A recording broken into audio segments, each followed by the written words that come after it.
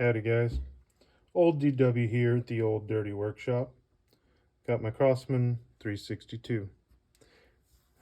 I got me number 1564.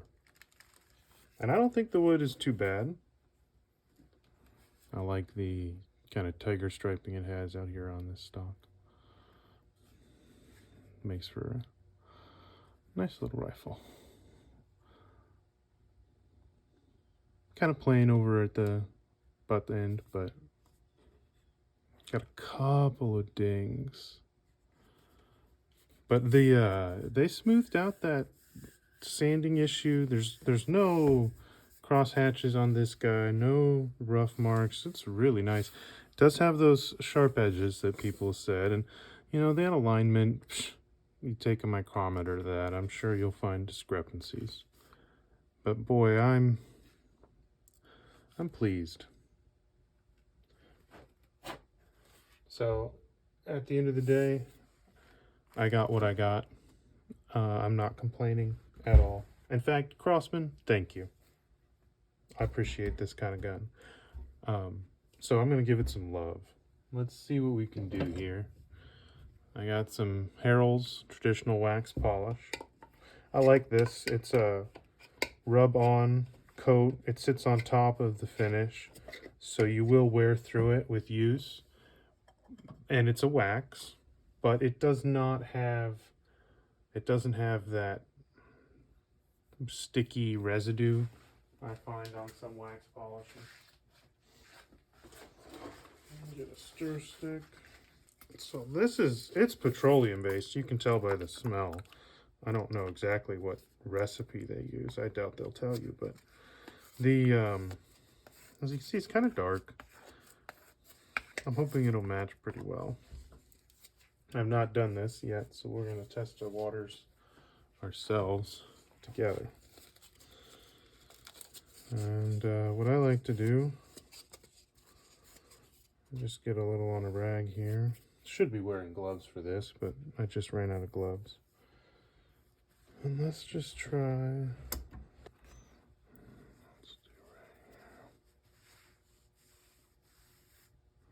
Oh yeah, that's going to be great. So you just rub it into the wood.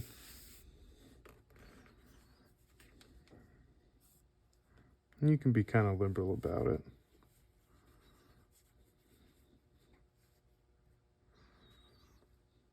Gotta make sure you get all the way to the edges up here. I don't know how it'll affect that rubber butt pad, but yeah, you just take that wax, smear it all over there. Don't have to worry about the finish condition, because this is just like, you know, the Karate Kid. Wax on, wax off. We'll let this dry and then wipe off the excess and buff it. If you want to make your stock darker, you want to apply your stain before you do this finish, or any sit on top like a wax finish. Otherwise your stain won't penetrate, and if it does, it'll penetrate unevenly. You'll do it once, you'll know what I mean. Could have probably covered up that Crosman logo, but we'll try to be careful. The good thing about this wax is it just sits on top and you're buffing it, so you don't have to do the whole rifle in one go. You can do the little patch, let it dry, buff that patch, and then when you do the next, you'll buff it and blend it in, so it won't matter if you try to do all the rifle in one go, or if you just piecemeal it like we'll probably do here. And you can't really apply too much. You know, the wood's not gonna look bad by applying too much, but you would be wasting it, because you're only gonna really get to a certain level of wax to dry and adhere to the wood. And that's kind of why it's got that petroleum bit, so it'll seep into it and adhere, but it's just really just going to sit on top. So it's a finite quantity of wax. If you just let it sit on top all goopy, then you're just going to be wiping off gobs of wax that doesn't get permeated onto the wood. So Just going to do nice light passes here. I do like the fact that I can get this into this checkering. That's going to be something that, if you do a stain, if you do something that's penetrating, you're going to have to make sure that it's even whenever you have a decorative inlay. Most of the time it'll penetrate differently. So just because the grain of the wood is different as you dive into it, you dig into the different parts of it. So okay, we just did that part. Let's let this sit.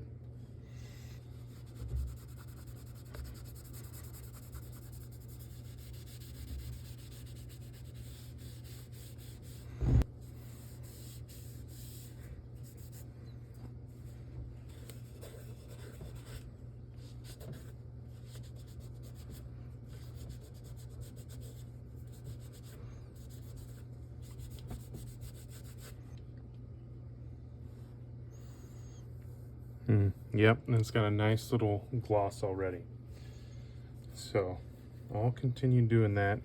And you can build up thin coats of this wax so that you're getting however much shine and luster you want, and also protection, because this does protect the wood. It'll provide a moderate barrier between moisture. But as you can see, this is an older tin. They still sell this though.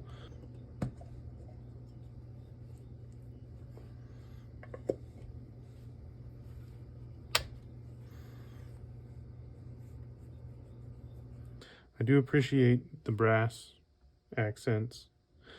I think that's a nice upgrade with the steel breech. It feels really solid. No flexing. The pump mechanism, it does make a clack, not a clack, a clang more. It is super annoying. It's probably my least favorite aspect of this rifle. And this is, I believe, something they did specifically for the 362s, but we have a felt pad here